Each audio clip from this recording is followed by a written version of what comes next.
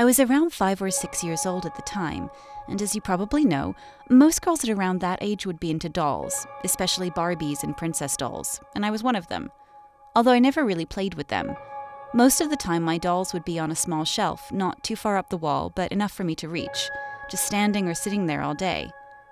One day I woke up, and for some odd reason I had a feeling about my dolls. I walked over to the small shelf where they were at, and I was just staring at them, and they stared back at me. I don't know why I was staring at them, but I guess I was just bored and wanted to stare at something, that being my dolls. A few minutes went by, and as I was starting to get bored, when I was about to get up, I suddenly got a cold feeling up my spine. For a quick second, I saw one of my dolls wink at me. I immediately stood up in shock, but didn't say anything. I thought it was in my imagination, knowing that I was 5 years old, but what I saw felt real. I never told anyone except my cousin about this. Till this day, I never got to know if what I saw was real or not. But luckily, as I got older, I lost interest in dolls and my parents put them into charity.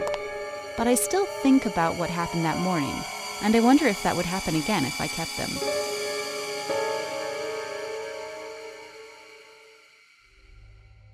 This happened in 1998. At that time, I wasn't born yet, but this story was told by my mother. At the time, there was a flood. The door of our house was damaged and had to be repaired.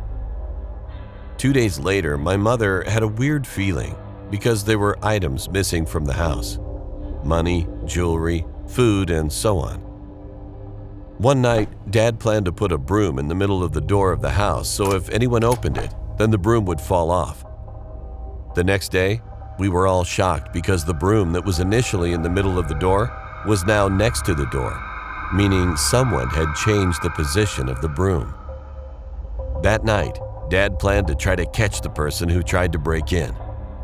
My dad sat in the living room, turning off all the lights and fans.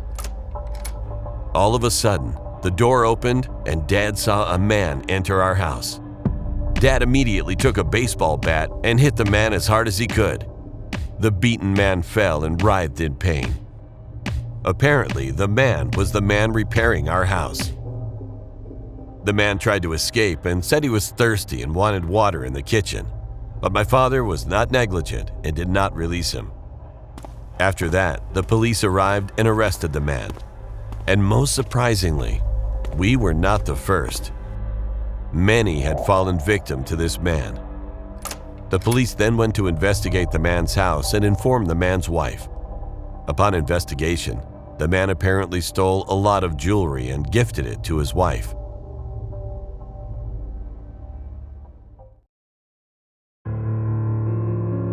This happened when I was about 10 years old. My parents were going out to dinner and wanted me to watch my little brother while they were gone. A couple hours after they left, I decided to go to my room. Once I stepped foot inside, I saw the most unusual thing I had ever seen in my entire life. This little boy, who looked to be around my age, but from a different time period, was sitting in my chair at my desk, staring at a completely white screen on my Dell laptop. When he sensed I entered, he turned his head slowly, in perfect rhythm, to meet mine. It was so odd since he didn't jolt in surprise or turn his head around fast like a normal person would do.